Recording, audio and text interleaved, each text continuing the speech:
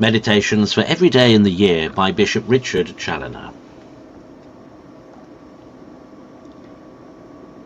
Whit-Saturday, on the obligations of our confirmation. Consider first that confirmation is one of those three sacraments which imprint a character or spiritual mark on the soul. The nature of this character of confirmation is such as to carry with it a certain dedication of the soul to the service of God in the quality of his soldiers, as the character of baptism marks us out for the people of God, and the character of holy orders for the ministers of God.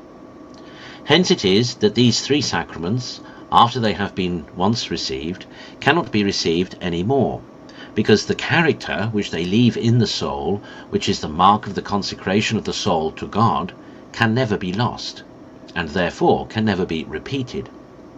But then these three sacraments carry also with them a strict obligation of living up to this character and to this consecration, which they impart to the soul, and thus the sacrament of confirmation in particular obliges us to observe the whole discipline of the soldiers of Jesus Christ, to stand to our colours, to fight manfully the battles of our Lord, and rather to die than change sides, or to go over to the enemy by any wilful sin.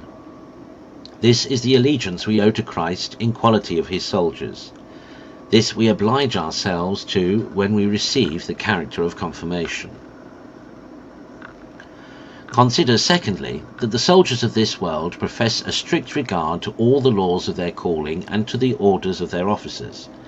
They expose themselves to all kinds of labours and dangers in marches, in sieges and in battles. They endure heats and colds and all the inclemency of the weather and the seasons.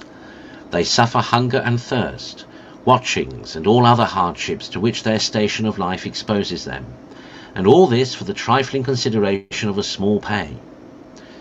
What lessons are here for Christians who, by the sacrament of confirmation, have enlisted themselves as soldiers of Christ? How much more ought they to embrace with courage all the labours and sufferings to which their spiritual warfare exposes them, especially as they fight under the banner of so great a King, in his presence and company, and for so great a reward. But alas, the soldiers of this world will, I fear, one day rise up in judgment and condemn us for having done and suffered so little in the warfare of Christ, in comparison with what they have done and suffered in the warfare of the world. Consider thirdly, that whatsoever is once dedicated and consecrated to God ought to continue forever dedicated and consecrated to his divine service.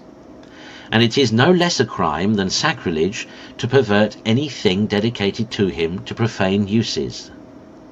Therefore, the soul which, by the sacrament of confirmation, has been dedicated, sanctified, and consecrated to God, and which always carries about with her the mark of this consecration, is strictly obliged thereby to be ever his, to be ever faithful, and to be ever holy, as a thing dedicated to his divine service, both in quality of his soldier and of his temple. O remember, Christians, that the character which the soul receives in this sacrament can never be effaced, neither in this world nor in the world to come. That if we live up to the obligations of it, it will shine most brightly in our souls to eternity, and be no small addition to our everlasting glory and happiness. But if we should defile and profane this sacred mark of Christ by a sinful life, and after these solemn engagements and the consecration of our souls to him should become rebels and deserters, this same mark would appear in judgment against us. It would continue with us at the bar of divine justice. It would continue with us forever as a mark of disgrace, a perpetual reproach among the damned, and an additional torture and gripe to the soul for having once been dedicated to God, and having been so mad, so wretched, so wicked, as to apostatize from him. Conclude to bear always in mind the sacred character of thy confirmation, as well as that of thy baptism, that thou mayest live up to the obligations of them both.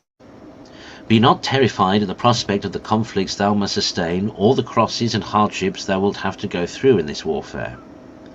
The grace of God and his peace, which surpasseth all understanding, Philippians 4:7, will support thee, and never suffer thee to be tempted above thy strength.